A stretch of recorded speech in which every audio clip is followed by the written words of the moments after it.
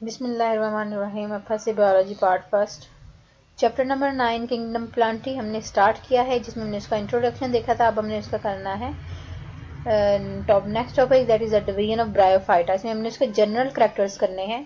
Bryophyta में generally वो plants आते हैं, हम कहते हैं ये वो प्लांट्स हैं जो कि सबसे पहले जिन्होंने सॉइल पे या ट्रस्टिकल इन्वायरमेंट पे रहने के काबिल थे, यानी कि एल्गी के बाद फर्स्ट प्लांट हैं जो कि एल्गी में बताया कि वो रहती वाटर में या बहुत नमी वाली इन्वायरमेंट में रहती है।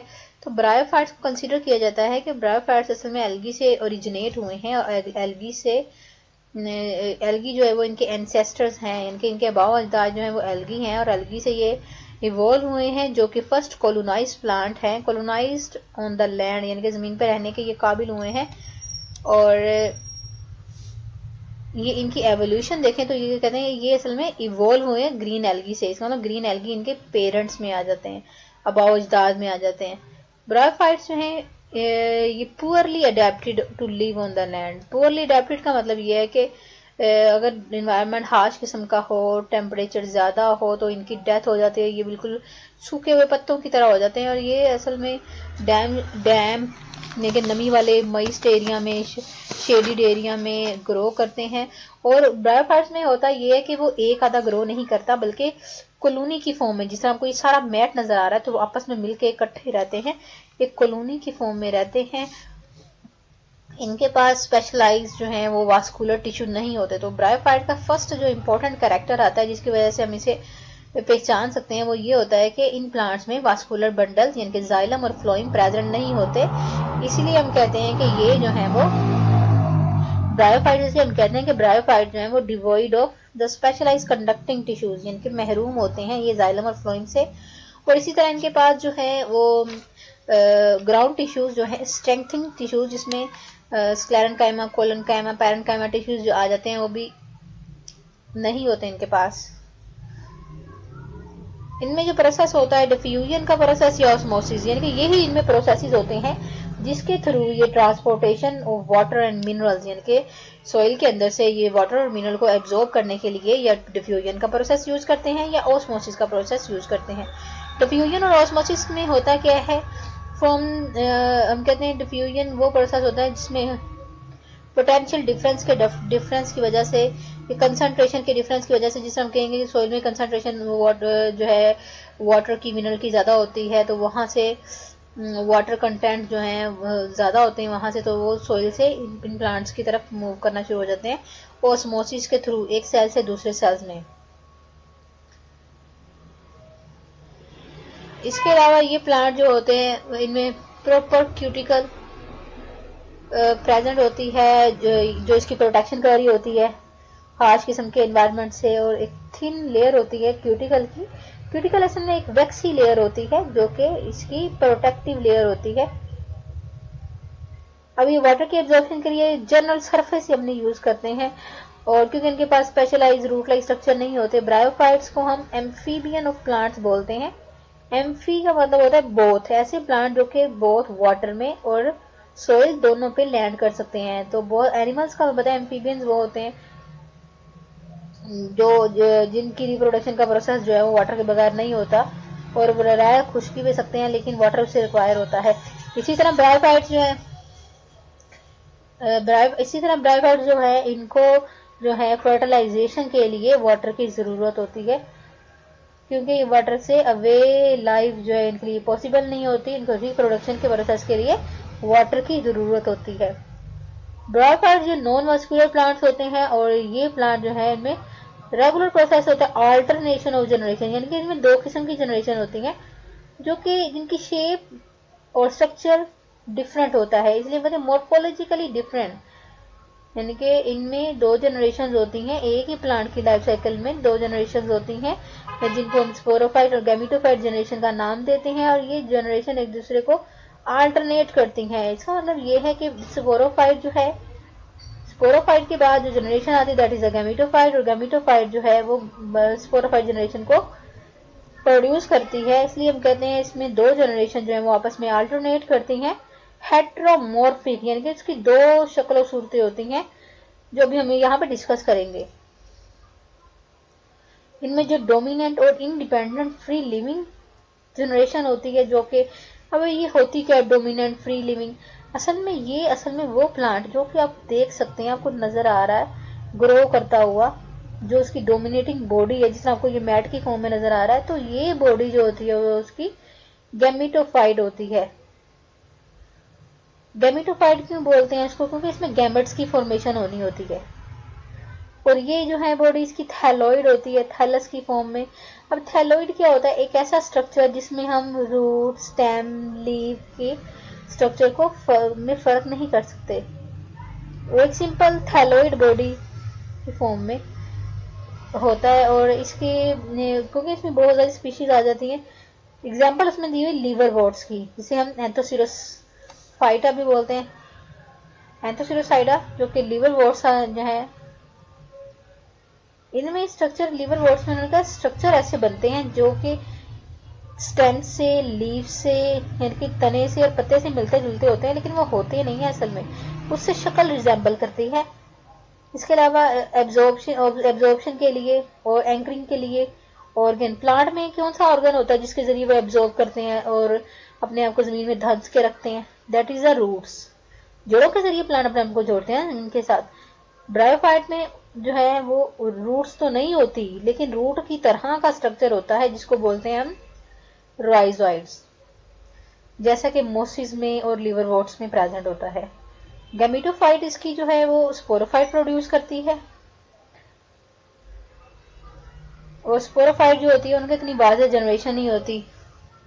और ये क्योंकि स्पोरो नीचे वाली जो जनरेशन होती है, जिस तरह ये नजर आ रही है गैमेटोफाइट होती है, इसके ऊपर छोटी सी स्पोरोफाइट जो है वो ग्रो की होती है। स्पोरोफाइट अपनी न्यूट्रिएंट के लिए जो है, क्योंकि गैमेटोफाइट में फोटोसिंथेसिस होती है, तो स्पोरोफाइट जनरेशन जो है वो अपनी फूड के लिए डिपेंड करती है गैमेटोफाइट जनरेशन पर। स्पोरोफाइट जनरेशन जो है जनरली, स्पोरोफाइट का जो स्ट्रक्चर होता है उसमें उसके 3 हिस्से आ जाते हैं, फुट, सिट्टा और कैप्सो।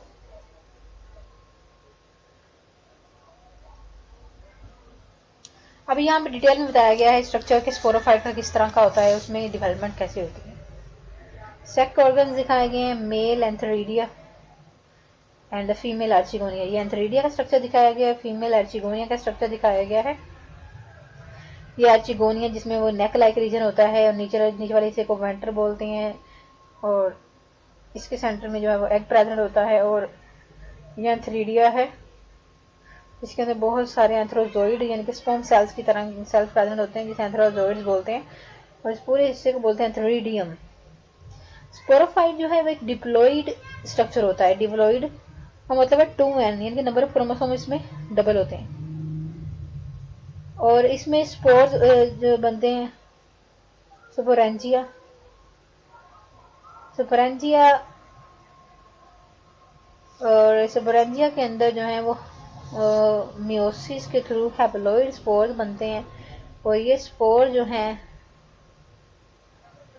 मियोसिस के थ्रू बनते हैं। ये स्पोर जब जर्मिनेट करते हैं तो गैमेटोफाइट बना देते हैं, यानी कि स्पोरोफाइट जनरेशन के अंदर एक किस्म के स्पोर बनते हैं, और ये स्पोर जो है मियोसिस के थ्रू बनते हैं। ये स्पोर जो स्पोर्स मियोसिस के थ्रू बनते हैं, हैप्लॉइड मियोसिस के प्रोसेस के थ्रू हमें पता है हैप्लॉइड सेल बनते हैं, एक सेल दो 2n से 4 सेल बन जाते हैं, तो सारे n n n n इनके हैप्लॉइड सेल्स बनेंगे। ये स्पोर जब जर्मिनेट करते हैं तो ये गैमेटोफाइट जनरेशन बना देते हैं।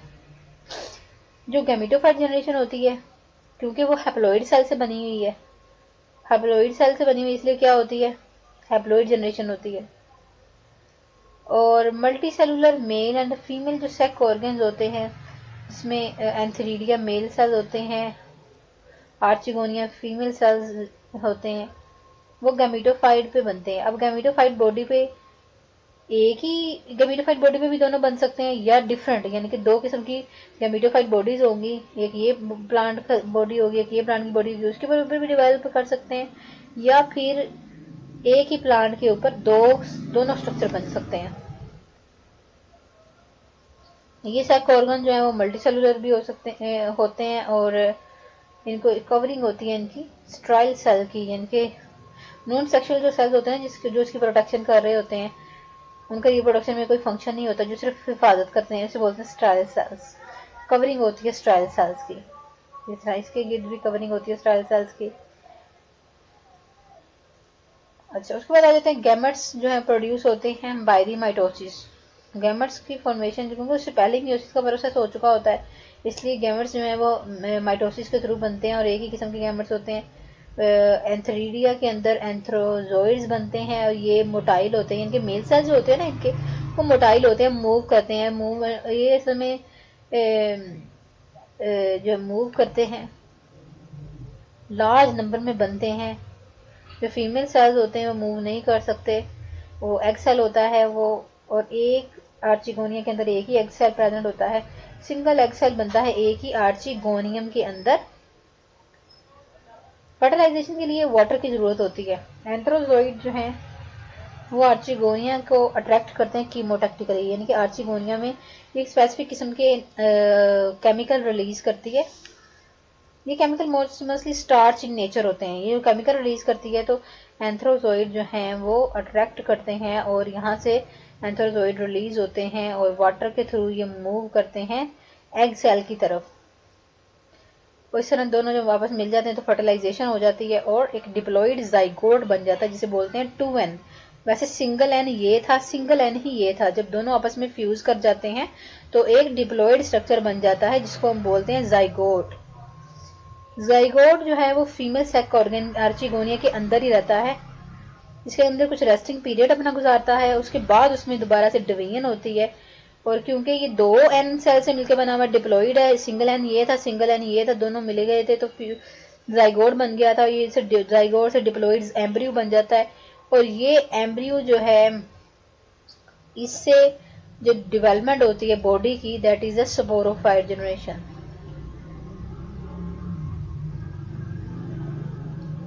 जो इंटायर डेवलपमेंट होती है स्पोरोफाइट की, वो इस गैमेटोफाइट स्ट्रक्चर की, यानी कि नीचे वाली जो बॉडी होती है ना प्लांट की, इसे बोलते हैं गैमेटोफाइट, वो गैमेटोफाइट बॉडी के ऊपर ही होती है। यहाँ तक कि जब स्पोरोफाइट जनरेशन फुल डिवेल्प हो जाती है, फिर भी वो गैमेटोफाइट के साथ ही अटैच रहती है फूड के लिए, प्रोटेक्शन के लिए, और इसमें क्योंकि क्लोरोप्लास्ट नहीं होता ना ब्रायोफाइटा के अंदर, इसी वजह से वो उसमें फोटोसिंथेसिस नहीं होती, अपनी फूड नहीं बना सकती, इसीलिए वो गैमेटोफाइट के साथ ही अटैच रहती है। और इस लाइफ साइकिल को बोलते हैं अल्टरनेशन ऑफ जनरेशन, जिसमें पहले स्पोरोफाइट थी, उसमें मियोसिस हुई, मियोसिस से स्पोर्स बने, स्पोर जर्मिनेट किए, जर्मिनेशन से क्या हुआ, गैमेटोफाइट जनरेशन बन गई, गैमेटोफाइट में माइटोसिस हुई, दो किस्म के गैमेट्स बने, एंथरीडिया और आर्चिगोनिया, और उनके अंदर फ्यूजन हुई, फ्यूजन के बाद वो डिप्लॉइड सेल बन गया, और दोबारा से जो डिप्लॉइड सेल जिसको हमने पहले जाइगोट का नाम दिया था, फिर रेस्टिंग पीरियड पास करने के बाद वो एम्ब्रियो में कन्वर्ट हो गया, और एम्ब्रियो की जब डेवलपमेंट हुई तो उसने क्या बना दिया, स्पोरोफाइट। इसको कहते हैं alternation of generation. Multicellular haploid gametophyte generation alternate करती है मल्टीसेलुलर डिप्लॉइड स्पोरोफाइट जनरेशन के साथ, और ये एक जेनेटिक इसमें वेरिएबिलिटी आती है। कैसे वेरिएबिलिटी आती है, क्योंकि जब मियोसिस जो होती है स्पोरोफाइट जनरेशन के दौरान, जब मियोसिस होती है उसमें स्पोर बनते हैं, तो उसके दौरान उसमें चेंजिंग आती है उसके जीन्स में, इसलिए जो वेरिएशन आती है जेनेटिक मेकअप उसका करना जो है वो उसमें चेंजिंग आती है, जिससे सर्वाइवल और अडेप्टेशन डिफरेंट किस्म के इन्वायरमेंट के लिए पॉसिबल होती है। तो बायोफाइट्स की जो डेफिनेशन करते हैं वो हम कहते हैं वास्कुलर सिस्ट एब्सेंट होता है इनमें, गैमेटोफाइट इसमें डोमिनेंट जनरेशन है, स्पोरोफाइट जो है वो गैमेटोफाइट के साथ अटैच होती है और होमोस्पोरस होती है।